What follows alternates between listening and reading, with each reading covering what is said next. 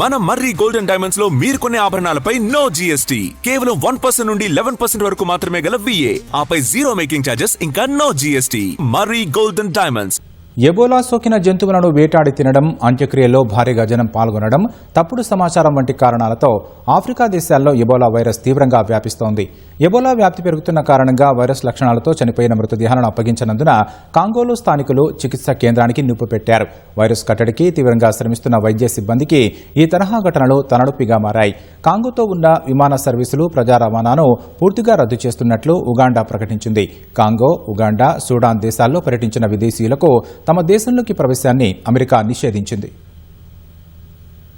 Africa దేశాల్లో Ebola వ్యాప్తి తీవ్ర కలకలం సృష్టిస్తోంది. వైరస్ వ్యాప్తిపై అసత్య ప్రచారం అక్కడి ప్రజలను తీవ్ర ఇబ్బందులకు గురిచేస్తోంది. ఫలితంగా కాంగోలోని ర్వాంపారా ప్రాంతంలో మృతదేహాన్ని అప్పగించలేదని ఎబోలా చికిత్సా కేంద్రాన్ని స్థానికులు ముట్టడించారు. అయితే ఎబోలా లక్షణాలతో చనిపోయిన మృతదేహాల ద్వారా వైరస్ వ్యాప్తి చెందుతోందనే కారణాలతో అతని మృతదేహాన్ని అప్పగించేందుకు వైద్య సిబ్బంది నిరాకరించారు. దీంతో ఆగ్రహానికి గురైన స్థానిక యువత వైద్య కేంద్రంలోకి చొరబడి నిప్పంటించారు. పోలీసులు అడ్డుకునేందుకు ప్రయత్నించినా ఫలితం లేకపోయింది. ఈ ఘర్షణల సమయంలో కాల్పుల శబ్దాలు వినిపించగా స్వచ్ఛంద సంస్థల వాహనాలపై కూడా స్థానికులు రాళ్లు రువ్వి తరిమికొట్టారు. ప్రస్తుతం ఆ ప్రాంతంలో భారీగా సైన్యాన్ని, పోలీసులను మోహరించారు. ప్రజారోగ్య చర్యలు, స్థానిక సంప్రదాయాల మధ్య సమతుల్యతను పాటించడం క్లిష్టంగా మారిందని, అదే ప్రజల్లో అపనమ్మకానికి కారణమని అధికారులు వెల్లడించారు.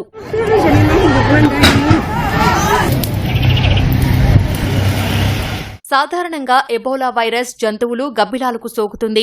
ఆ వైరస్ సోకిన జంతువులను వేటాడి తినడం వల్ల మనుషులకు చేరుతుంది. వ్యాధి లక్షణాలు కనిపించడానికి 21 రోజులు పడుతుంది. ఫ్లూ, మలేరియా, జ్వరం వంటి లక్షణాలు తొలుత కనిపించినా చివరకు అవయవాలు వైఫల్యానికి దారితీయొచ్చు. కొన్ని కేసుల్లో శరీరం లోపల, బయట రక్తస్రావం అవుతుంటుంది. వైరస్ సోకిన వ్యక్తి శరీర ద్రవాల ద్వారా ఎబోలా ఇతరులకు వ్యాపిస్తుంది. ఇప్పటి వరకు కాంగోలో ఎబోలా వైరస్ తో అనుమానాస్పదంగా మృతి చెందిన వారి సంఖ్య 160కి చేరింది. మొత్తం 670 అనుమానాస్పద కేసులు నమోదు కాగా అందులో 61 ఎబోలా కేసులను ల్యాబ్ పరీక్షల్లో ధృవీకరించారు.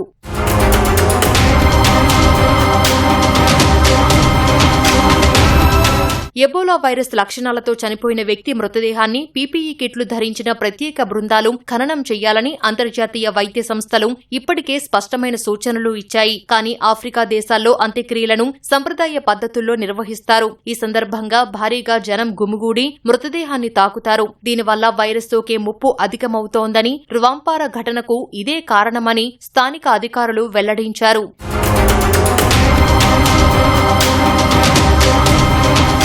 ఎబోలా సోకిన జంతువులను వేటాడి తినడం, అంత్యక్రియల్లో భారీగా జనం పాల్గొనడం, తప్పుడు సమాచారం ఆఫ్రికాలో ఎబోలా వ్యాప్తికి ప్రధాన కారణాలుగా కనిపిస్తున్నాయి. ప్రస్తుతం నమోదవుతున్న కేసులన్నీ బండిబుగియో ఎబోలా రకానివే. ఈ వైరస్ కు ప్రత్యేకంగా ఆమోదించిన చికిత్సలు, వ్యాక్సిన్లు లేకపోవడం వల్ల దీనిని వెంటనే అరికట్టడం కూడా అసాధ్యమన్న ప్రపంచ ఆరోగ్య సంస్థ గ్లోబల్ హెల్త్ ఎమర్జెన్సీని ప్రకటించింది. తూర్పు కాంగోకు సుమారు 14 టన్నుల వైద్య సామాగ్రి, క్వారంటైన్ టెంట్లను 2 కార్గో విమానాల ద్వారా అత్యవసరంగా తరలించింది. ర్వాంపారాతో పాటు మోంగ్వాలు, బునియా ప్రాంతాల్లో కొత్త ఐసోలేషన్ కేంద్రాలను ఏర్పాటు చేస్తున్నారు. ఈ సమయంలో వైరస్ కట్టడికి తీవ్రంగా ప్రయత్నిస్తున్న వైద్య సిబ్బందికి కాంగో తరహా ఘటనలు తలనొప్పిగా మారాయి.